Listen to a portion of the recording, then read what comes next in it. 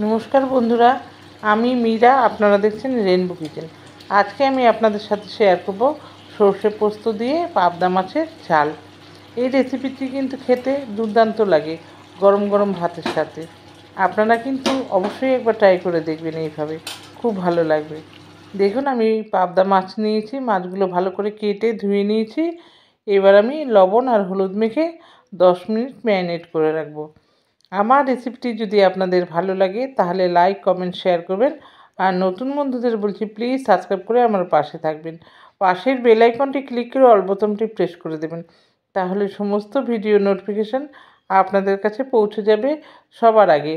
আর পুরনো বন্ধুদের অনেক অনেক ধন্যবাদ আমার পাশে থাকার জন্য।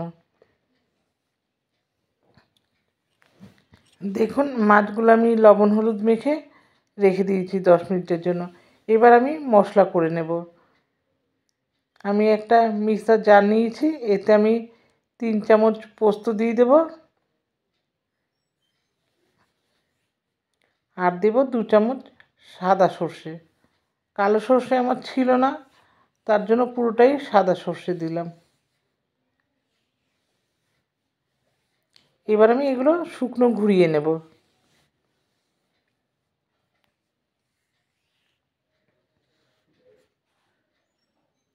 দেখুন, শুকনো ঘুরিয়ে নিয়েছি।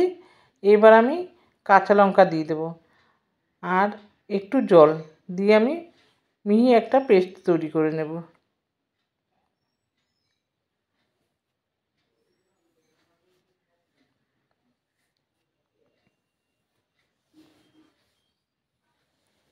এবার আমি একটা ফ্রাই প্যান বসিয়েছি, তাতে দিয়ে দিয়েছি সর্ষের তেল। তেলটা খুব ভালো করে গরম করে নিয়েছি।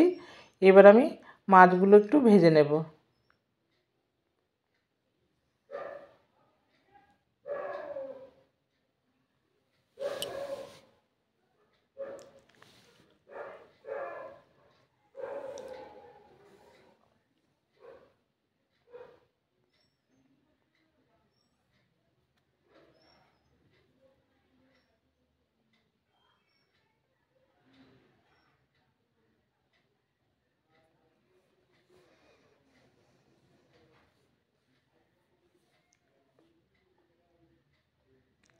মাছগুলো এক পিঠ ভাজা হয়ে গেছে, এবার আমি উল্টিয়ে দেব।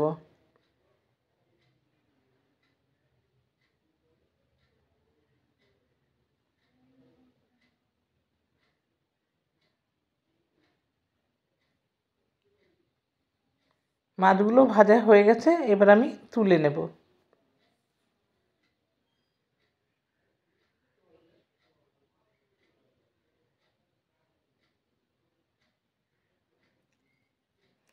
সমস্ত মাছগুলো দেখুন আমার ভাজা হয়ে গেছে। এবার ফ্রাই প্যানে আর একটু তেল দিয়ে দেব, সর্ষের তেল। রান্নাটা কিন্তু সর্ষের তেলেই করবেন, তাহলে খেতে বেশ ভালো লাগবে। এবার আমি দিয়ে দেবো কালো জিরা ফোড়ন।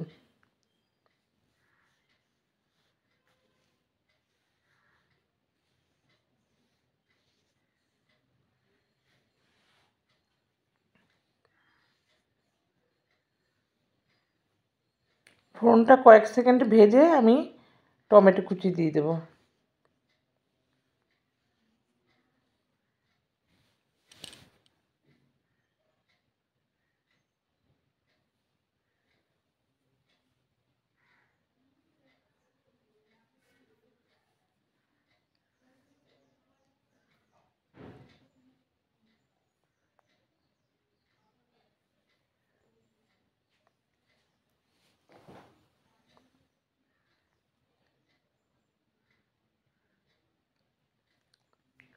টমেটোগুলো যাতে তাড়াতাড়ি নরম হয়ে যায়, তার জন্য আমি স্বাদ মতো লবণ দিয়ে দিলাম। আমি লবণটা একবারেই দিয়ে দিয়েছি। এবার টমেটোগুলো খুব তাড়াতাড়ি নরম হয়ে যাবে। দেখুন, টমেটোগুলো গলে গেছে। এবার আমি দিয়ে দেবো হলুদ গুঁড়ো, দিয়ে একটু নেড়ে চেড়ে কষিয়ে নেব। আর একটু দিয়ে দিলাম লঙ্কা গুঁড়ো।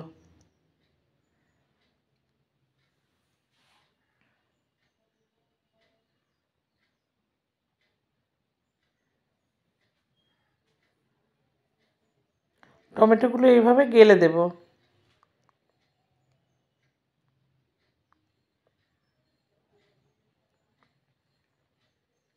এবার দিয়ে দেব সর্ষে পোস্তর পেস্ট।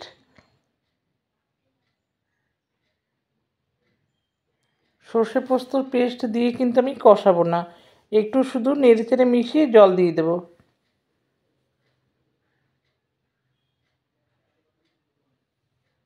এবার আমি মিক্সির বাটিটা ধুয়ে একটু জল দিয়ে দিলাম। এবার আবারও নেড়েচেড়ে মিশিয়ে দেব। আর একটু জল লাগবে।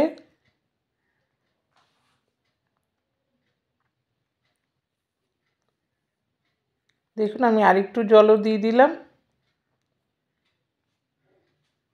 এবার ভালো করে নেড়ে মিশিয়ে দেব। দেখুন ঝোলটা ফুটে উঠেছে, আমি কয়েকটা কাঁচা লঙ্কা দিয়ে দিয়েছি। আর এবার ভেজে রাখা মাছগুলোও দিয়ে দিলাম, দিয়ে একটু ফুটিয়ে নেব। ব্যাস, তাহলেই তৈরি হয়ে গেল সর্ষে পোস্ত দিয়ে পাবদা মাছের ঝাল।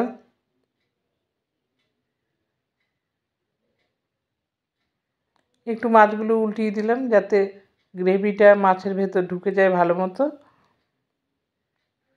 আমার রান্নাটা হয়ে গেছে, এবার আমি সার্ভ করে নেব। দেখুন আমি সার্ভ করে নিয়েছি। আবার দেখা হবে পরবর্তী ভিডিওতে। সুস্থ থাকবেন, ভালো থাকবেন। ভিডিওটি দেখার জন্য ধন্যবাদ।